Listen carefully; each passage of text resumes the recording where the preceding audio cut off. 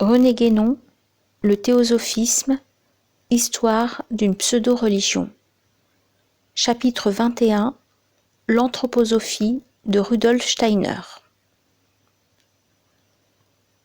Les théosophistes n'ont vraiment pas eu à se louer de leur rapport avec les soi-disant rosicruciens allemands. Nous avons parlé précédemment des démêlés de Madame Blavatsky avec le docteur Franz Hartmann. Nous venons de voir comment, au début de 1913, et à propos de l'affaire Alcyone, Rudolf Steiner, secrétaire général de la section allemande de la Société théosophique, se sépara entièrement de Madame Besan. Pour se venger, celle-ci, prenant prétexte de ce que Steiner, né en 1861 à Kraljevik en Hongrie, appartient à une famille catholique et non juive comme certains l'ont prétendu, l'accusa d'être un jésuite. Si cela était vrai, il faudrait reconnaître qu'elle avait mis quelque temps à s'en apercevoir, car Steiner faisait partie de sa société depuis une quinzaine d'années, et que sa clairvoyance ne lui avait guère servi en la circonstance. Cette accusation toute gratuite de jésuitisme est presque aussi courante que celle de magie noire dans les milieux néo-spiritualistes, et elle ne mérite certes pas qu'on s'y arrête. Il y a des occultistes pour qui la crainte des jésuites ou de leurs émissaires plus ou moins déguisés est devenue une véritable obsession. D'autre part, certains auteurs, et parmi eux Madame Blavatsky, qui avait peut-être emprunté cette idée à l'écrivain maçonnique J.M. Ragon, n'ont pas hésité à attribuer aux jésuites la fondation du grade de Rose-Croix dans la maçonnerie écossaise. D'autres prétendent que les jésuites s'introduisirent au XVIIIe siècle dans diverses organisations rosicruciennes et les détournèrent de leur but primitif. D'autres encore, allant plus loin, veulent identifier les Rose-Croix du XVIIe siècle eux-mêmes avec les jésuites. Autant de fantaisies pseudo-historiques qui ne résistent pas au moindre examen, et que nous ne mentionnons que pour montrer que sous ce rapport, Madame Besan n'a rien inventé. Voyant se dresser devant elle un adversaire qui était d'origine catholique et se recommandait d'une école rosicrucienne, d'ailleurs imprécise et peut-être inexistante, elle ne pouvait manquer de le dénoncer comme un jésuite. Quelques-uns ont cru que cette querelle entre Steiner et Madame Besan n'avait été qu'une simple comédie, bien qu'il faille toujours se méfier des apparences. Nous ne pensons pas qu'il en soit ainsi, et à notre avis, il eut là au contraire une scission véritable, qui, outre l'affaire qui en fut l'occasion avouée, et sans parler de la question de rivalité personnelle, peut bien avoir eu aussi quelques motifs politiques. Sans doute, de part et d'autre, on s'est toujours défendu de faire de la politique, mais nous verrons plus loin que la Société théosophique n'en a pas moins servi fidèlement les intérêts de l'impérialisme britannique, dont ses adhérents allemands étaient sans doute fort peu disposés à faire le jeu, étant allemands avant d'être théosophistes. Nous avons dit que Steiner donna à sa nouvelle organisation le nom de Société anthroposophique, avec une intention manifeste de concurrence à l'égard de la Société théosophique, aussi bien que pour caractériser sa conception propre, qui fait en effet de l'homme le centre de ce qu'il appelle la science spirituelle. Il faut ajouter du reste que le mot d'anthroposophie n'est pas, comme on pourrait le croire, un néologisme imaginé par Steiner, car un ouvrage du rosicrucien Eugenius Philatélès ou Thomas Vaughan, qui date de 1650, a pour titre Anthroposophia Magica. La société anthroposophique a pris pour devise « La sagesse n'est que dans la vérité », par imitation de celle de la société théosophique qui est « Il n'y a pas de religion plus haute que la vérité ». Cette dernière n'est d'ailleurs qu'une traduction fort défectueuse de la devise des Maharajas de Bénarès. Voici les principes sur lesquels la nouvelle organisation déclare se fonder, d'après une brochure de propagande qui fut publiée à l'époque même de sa création. Ouvrez les guillemets.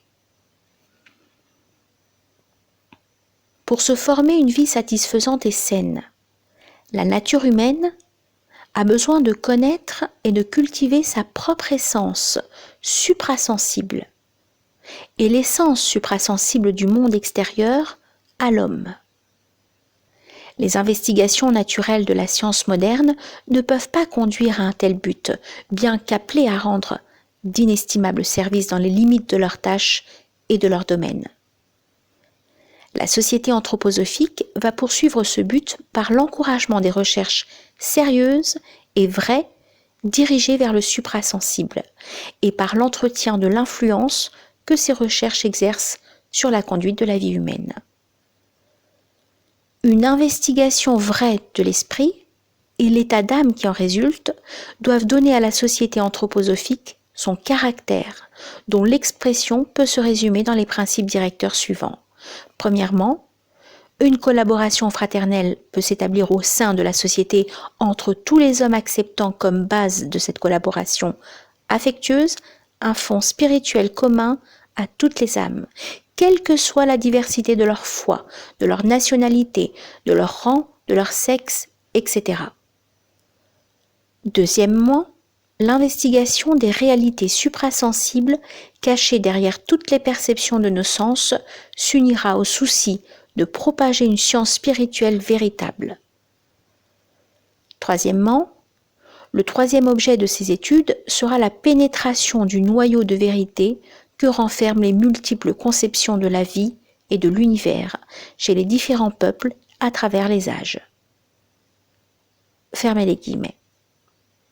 On retrouve là des tendances qui sont tout à fait analogues à celles de la société théosophique.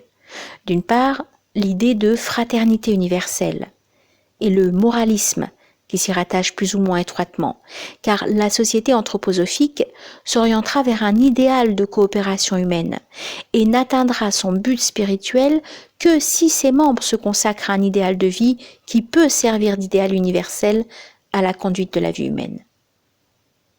D'autre part, l'annonce d'une méthode d'investigation spirituelle qui sait pénétrer dans les mondes suprasensibles et qui consiste évidemment dans un développement de la clairvoyance ou de quelque autre faculté similaire, quel que soit le nom sous lequel on la désignera. Naturellement, la société anthroposophique se défend de vouloir constituer une religion et même de se rattacher à n'importe quelle croyance particulière. Ouvrez les guillemets. Rien ne doit rester plus étrange aux efforts de la société qu'une activité favorable ou hostile à une orientation religieuse quelle qu'elle soit, car son but est l'investigation spirituelle et non pas la propagation d'une foi quelconque. Aussi, toute propagande religieuse sort-elle de ses attributions. Fermez les guillemets. Assurément, cela n'est que logique de la part des gens qui ont précisément reproché à Madame Besant d'avoir forfait au principe théosophique en se livrant à une propagande religieuse. Mais ce qu'il faut tout particulièrement noter à cet égard, c'est qu'on aurait le plus grand tort de croire que les doctrines du docteur Steiner se présentent avec un caractère spécifiquement chrétien.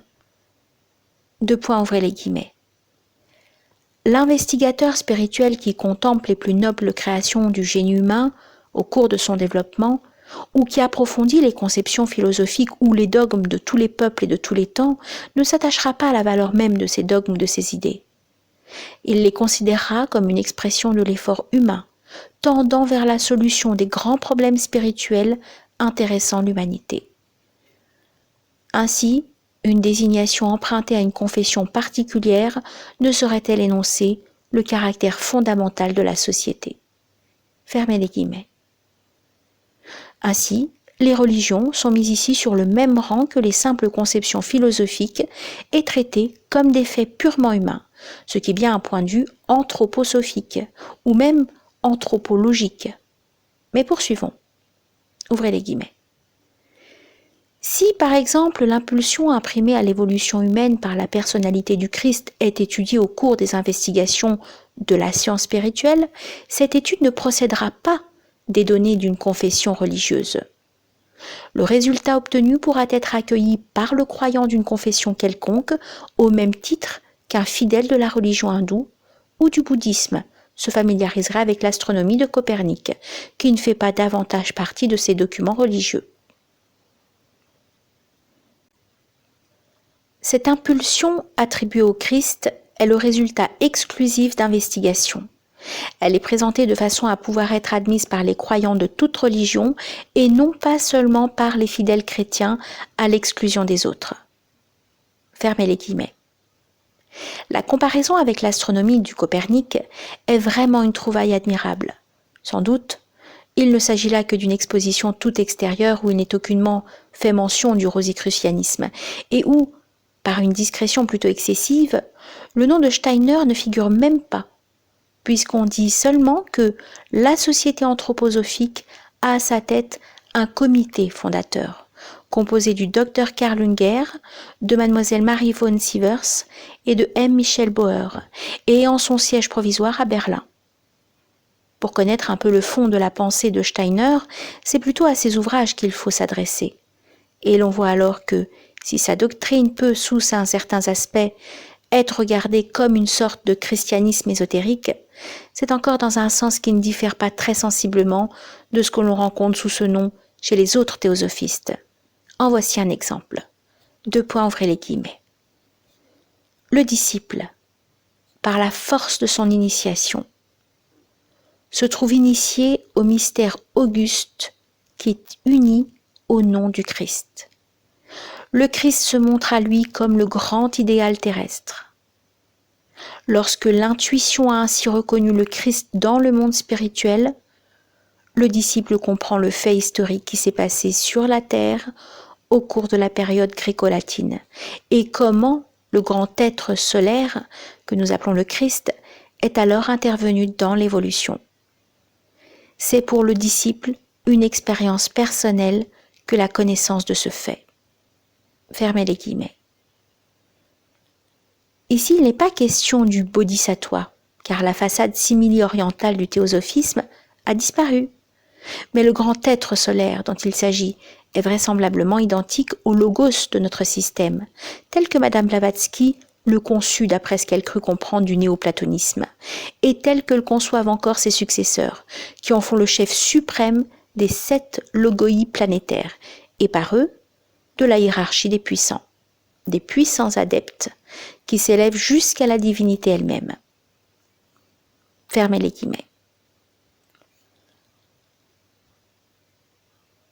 Steiner diffère donc de Madame Besan en ce qu'il voit dans le Christ la manifestation d'un principe plus élevé, à moins que ce ne soit simplement une manifestation plus directe du même principe, par la suppression d'un certain nombre d'entités intermédiaires, 2 exactement, car il y a toujours moyen de concilier 2 pareilles divergences quand on veut bien y apporter un peu de bonne volonté de part et d'autre. Et d'ailleurs, elles n'ont jamais été mises en avant pour motiver la rupture.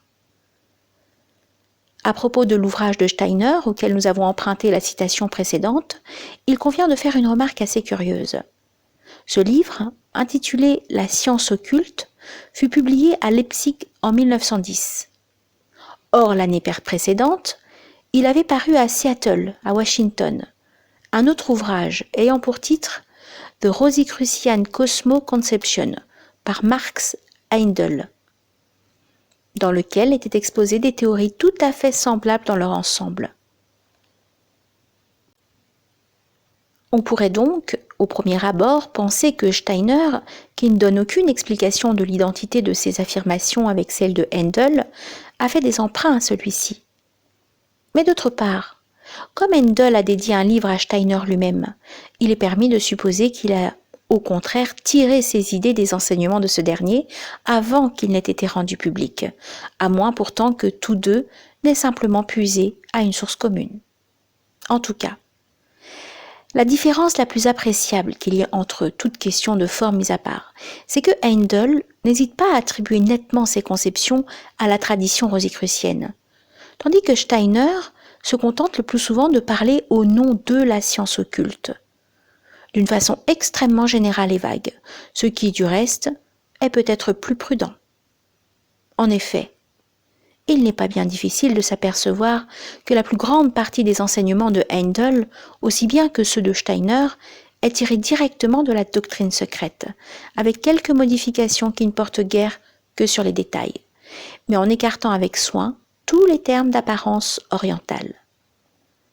Aussi, Ces conceptions n'ont-elles que fort peu de rapport avec le rosicrucianisme authentique, et même ce qui est présenté plus spécialement comme terminologie rosicrucienne. Ce sont presque toujours des expressions inventées par Madame Blavatsky. À un autre point de vue aussi, il y a dans la réserve que garde Steiner la preuve d'une certaine habileté, car on a toujours dit que les vrais Rose-Croix ne se proclamaient jamais tels, mais tenaient au contraire cette qualité cachée. C'est sans doute une des raisons pour lesquelles Steiner évite de dire expressément dans ses publications qu'il se rattache au rosicrucianisme, ce qui n'empêche qu'il le donne du moins à entendre et qu'il serait sûrement fort affligé qu'on ne le crût point.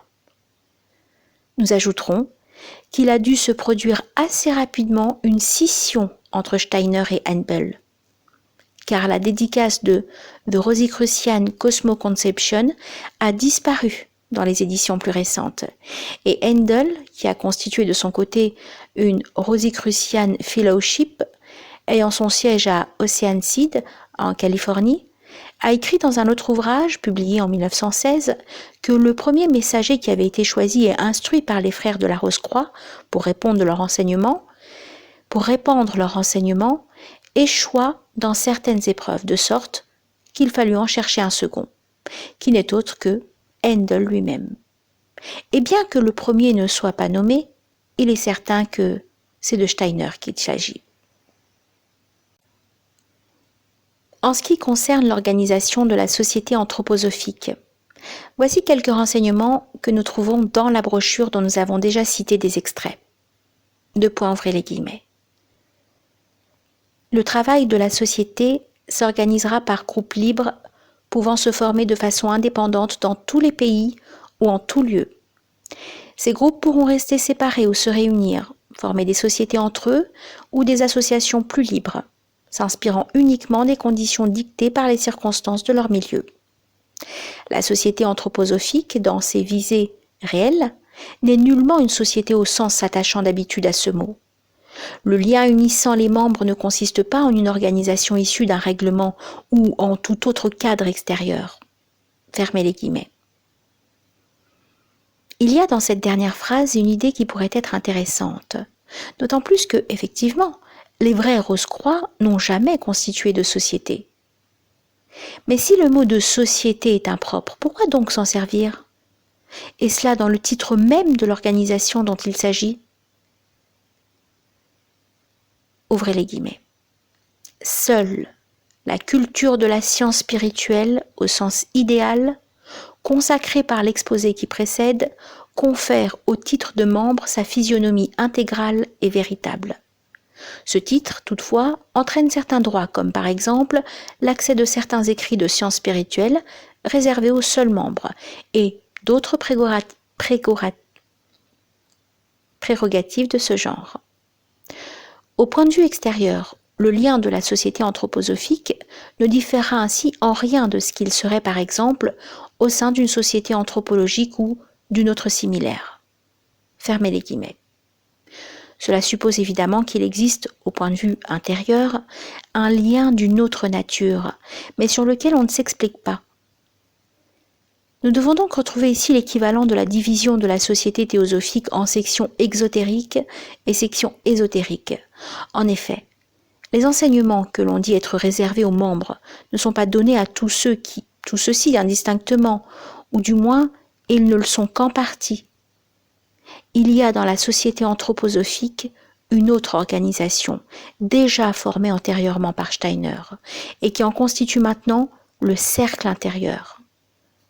Cette organisation, sur laquelle aucune information n'est donnée publiquement, s'affirme rosicrucienne, et on y emploie, pour la réception des membres, des formes d'initiation tout à fait analogues à celles qui sont en usage dans la maçonnerie, trop analogues même, car il y a là encore une raison, parmi bien d'autres, de douter de l'authenticité de ce rosicrucianisme.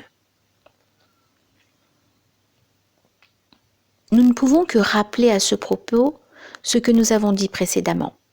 La plupart des groupements actuels qui se parent de cette étiquette ne peuvent revendiquer qu'une filiation toute fantaisiste ou tout au plus un simple rattachement théorique.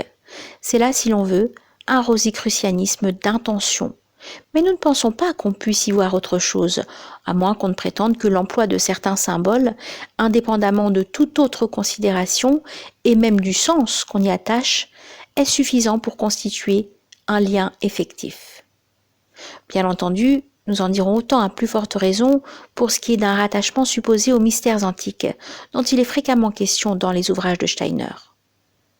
Nous verrons que l'idée de la restauration des mystères existe aussi chez Madame Bezan et ses adhérents, mais il ne peut s'agir en tout cela que d'essais de reconstitution pour lesquels on compte s'appuyer surtout sur l'intuition ou sur la clairvoyance, et qui, par suite, seront toujours extrêmement sujets à caution.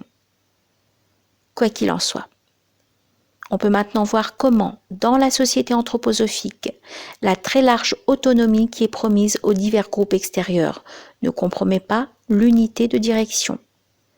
Il suffira qu'il y ait dans chacun de ces groupes, et même sans qu'ils soient nécessairement à leur tête, des initiés de l'organisation intérieure, qui se chargeront de transmettre non pas précisément des ordres, mais plutôt des suggestions. C'est généralement ainsi que les choses se passent dans les associations de ce genre. D'ailleurs, la société théosophique comprend aussi des sections ou des sociétés nationales qui possèdent l'autonomie administrative, et cela n'empêche pas la direction centrale d'exercer en fait un pouvoir presque absolu. Là aussi, c'est l'existence de la section ésotérique, avec le serment d'obéissance qu'on fait prêter à ses membres, qui en fournit la possibilité. L'indépendance apparente est bien faite pour séduire ceux qui ne savent pas qu'elle n'est qu'illusoire. Et c'est sans doute ce qui permet à la société anthroposophique de recueillir, dès son début,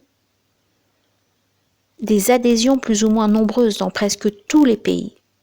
Elle en eut même quelques-unes en Angleterre, et elle en reçut aussi en France, où nous nommerons seulement comme ses représentants les plus connus, M. Édouard Churet, dont nous avons eu déjà l'occasion de parler, et qui, après avoir quitté la Société théosophique dès 1886, y était rentré en 1907. M. Eugène Lévy, Madame Alice Bellecroix et M. Jules Sauerwein, rédacteur au Matin et traducteur des ouvrages de Steiner. D'un autre côté, Steiner voulait réaliser une idée très analogue à celle du monastère théosophique de Franz Hartmann. Il fit construire à Dornach, près de Bâle, un temple où les fervents de la science de l'esprit pourraient s'assembler, s'instruire et s'édifier dans un lieu préparé pour eux. La description en est trop curieuse pour que nous n'en reproduisions pas quelques extraits. Ouvrez les guillemets. L'édifice reflète bien la doctrine exposée par M. Steiner dans un grand nombre d'ouvrages et de conférences. 2 vastes coupoles s'élèvent sur la colline dominant un cirque boisé, couronné de vieilles ruines.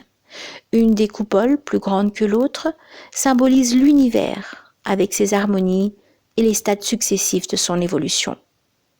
Comme le nombre 7 est celui qui, en occultisme, représente le déroulement des choses dans le temps, cette coupole est supportée par 7 immenses colonnes de chaque côté.